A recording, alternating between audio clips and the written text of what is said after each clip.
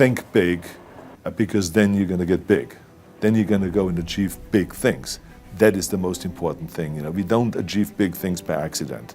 So shoot for the top, shoot for the sky, shoot for the, for the stars. All of those liabilities that they talked about started turning into assets. When I did Conan the Barbarian, the director came to me and he said, if we wouldn't have you, we would have had to build one. And on Terminator, the director said, I couldn't imagine to have anyone play Terminator that wouldn't have an accent and that wouldn't have your body. I cannot imagine the line, I'll be back, with a normal American accent. It works so perfectly that you have this German accent. So all of those things that they said are liabilities became an asset. As moment went on, it grew and grew, and I went from one movie to the next, started making more and more money, and then I ended up being the highest paid actor with $30 million on Terminator 3. The other thing is that you got to work your butt off. If you think that you're going to go and accomplish something really special and be the best in anything in the world, and you think you can do it without working, you make a big mistake. Because no matter what I did, if it was in bodybuilding or in acting or if it is in the political arena, it always took a lot of work. And you got to put out, and you got to, sometimes make a lot of sacrifices. Notice, if you're not willing to work hard, forget about it. So there's another rule that is very important. Use your power of potential and make this nation and this world a better place. It worked for this immigrant that came over here to this country with $20 in the pocket, and I know and I guarantee you it will work for you too. Don't be afraid to fail, because if you're afraid to fail, then you're always holding yourself back because you're afraid that if you go all out, you may fail. Well, in weightlifting, we learned that very quickly. The only way you could break a record is if you're willing to fail. That's when you put on more weight, you try it, sometimes you would not be able to lift it, which has happened to me many times, but eventually, when you train hard enough, you will lift it. So don't be afraid to fail. I mean, how far can you fall? That just shows you again so much for it can't be done. This is why I try to tell you, anything and everything can be done if you can visualize it and if you believe in yourself. It was the same thing again when I ran for governor. You can imagine when I went on the Tonight Show and I announced that I'm going to run for governor of the great state of California. People came to me afterwards and said, you're crazy. You don't announce something like this on the Tonight Show. You have an official press conference at the state capitol. Plus, you don't start with governorship, you start first with mayor or with state senator. And I said, I don't want to be senator, I don't want to be mayor, I want to be governor. Don't you understand that? Well, the rest is history. I won in 2003 and I won also in 2006. Let me tell you, you're going to find the naysayers in every turn that you make. Don't listen. Just visualize your goal, know exactly where you want to go. Trust yourself. Get out there and work like hell and break some of the rules and never ever be afraid of failure. Experiencing pain in your muscles and aching and just then go on and go on and then go on. And this last 2 or 3 or 4 repetitions, that's what makes actually the muscle then grow. And that divides then one from a champion and one from not being a champion. If you can go through this pain barrier, you make it to be a champion. If you can't go through, forget it. And that's where most people lack, is on this having the guts to go in and just say, I go through and I don't care what happens. You know, it aches, and if I fall down, I have no fear of fainting in a gym, because I know it could happen. I threw up many times while I was working out, but it doesn't matter, because it's all worth it. Everyone has a problem with time, but the day has 24 hours, and we sleep 6. Now, I know there's some out there that say, whoa, I need 8. Well, I say just sleep a little faster. Because the bottom line is we have 6 hours of sleep, 24 hours are available, so you have 18 hours now available to do your work, your family, your hobbies, and also to learn something new or to do something new, which could easily be that you want to learn a new language, or that you want to read as a New Year's resolution, I have to read a book every week, or you say, I'm gonna go and reshape my body.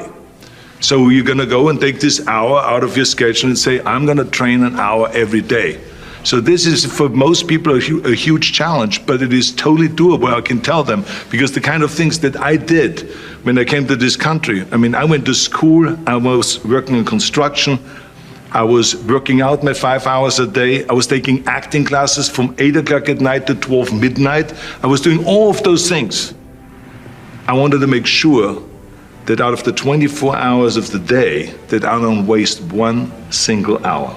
Those hours were too precious. And so there I just want to tell people, don't give me this thing, I have a difficult time with the time and I don't have time for this and I don't have that. You have time, you make the time. I had this need of coming to America. I mean, when I started learning about America at the age of 10, and we got geography lessons and learned about America and about and so the first photographs I remember in those photos in the textbook, but also in Super 8mm film footage that they showed in the classroom, you know, about the Golden Gate Bridge and the Empire State Building and the 6-lane highways and all this. I said, what am I doing here in Austria? I mean, there's little roads. I want to go over there and I want to be part of the big deal. And so I had always this desire, and I felt like that the only way I ever would get to America, because in those days it wasn't common that you buy yourself a ticket, that no one could afford that. So I had to kind of accomplish something big that takes me to America. And then when I read about this guy, Reg Park, who won Mr. Universe 3 times and then became a star in Hercules movies, and then was in Italy filming and then in Hollywood filming, I felt that could be the ticket. I should become Mr. Universe, I should become kind of a second Reg Park. Of course, no one really bought into that. My parents thought I was totally insane. And I remember that I hung up pictures above my bed, you know, for inspiration, pictures of Reg Park in his posing trunks and all that. My mother was so concerned, she called the local doctor and she had him analyze the wall because she thought that there's something terribly wrong, that I have naked men above my bed and all of my buddies had women hanging above their bed. And so she was concerned about that. And but they just, I think that my parents really thought that there was something terribly wrong of being that driven. You know, because I would come home at lunchtime and then instead of having lunch, I would do 200 sit-ups. And then at night, I would go to the stadium and I would be lifting weights. I would come home at 10 o'clock at night and I would be continuing lifting weights. So it was like one of this insanity in the military. I would continue lifting weights no matter how the training was and how tough the basic training was. I would always then lift weights afterwards.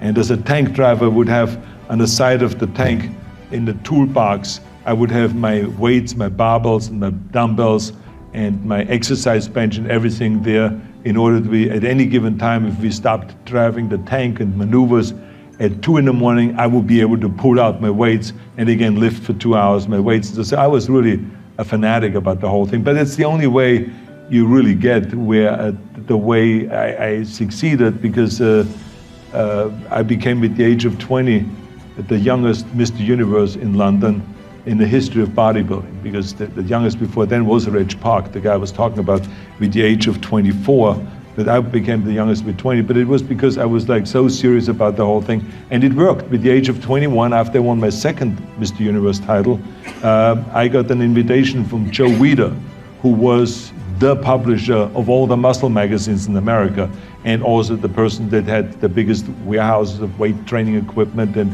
had food supplement companies and all this. And he brought me to America, and so there I was. I mean, 6 years after my dream started, I was in America. I think it's the most important thing that we have a very clear vision of where we go, a goal, where do we go? Because you can have the best ship in the world, you can have the best cruise liner, but if the captain does not know where to go, that ship will drift around the world and out there at sea and will never end up anywhere. And this is exactly the way it is in real life. If you don't have a goal, if you don't have a vision, you just drift around and you're not going to be happy. This is why it is so important to have that vision. Now, I created that vision in Austria because I grew up after the Second World War. Austria, right along with Germany, lost the Second World War, thank God. And the problem was that everyone was so depressed because they lost the war, that there was alcoholism everywhere. There was, of course, depression, there was a terrible economic situation, there was famine, there was starvation and all of those things. And also it was kind of a little place and narrow. I felt I wanted to get out of there, I wanted to escape. And I couldn't see myself really to work there and to stay there, to work in a factory or to work on a farm, or to even to follow my father's footsteps and to become a police officer. I couldn't see that either. As a matter of fact, that's what my parents wanted me to do. They wanted me to become a police officer and to marry a girl by the name of Heidi and to have a bunch of children and to run around like the Von Trapp family in The Sound of Music. But that's not what I saw. This was the vision of my parents, but not mine. And luckily, one day in school, I watched a documentary about America. And I found myself, I knew exactly that is where I wanted to end up. I wanted to be in America. But I tell you that I was very fortunate that I had great heroes. I had great heroes that I could look up to, and I mentioned two of them, Muhammad Ali and Sergeant Shriver, my father-in-law. But there's other great heroes like Gorbachev, Reagan, Mandela, great leaders like Mother Teresa, Chancellor Kohl, and Churchill, and the list goes on and on. I mean, those people had such an impact on the world. Single-handedly, they've changed the world. We all can create change, whether it is in our neighborhood, or in our local schools, or in our country. It can be big, but it can also be as little as just going to a school kid that has problems reading and teaching that kids how to read or how to do math. We don't have to just work on me. We should also work on we. Not just me, but also we. Remember that. To lead a truly full life, you must give back. You must leave the world a better place than you found it. Because the bottom line is, it is up to us. I mean, those rules that I've given you are important rules, but giving back is one of the most important rules.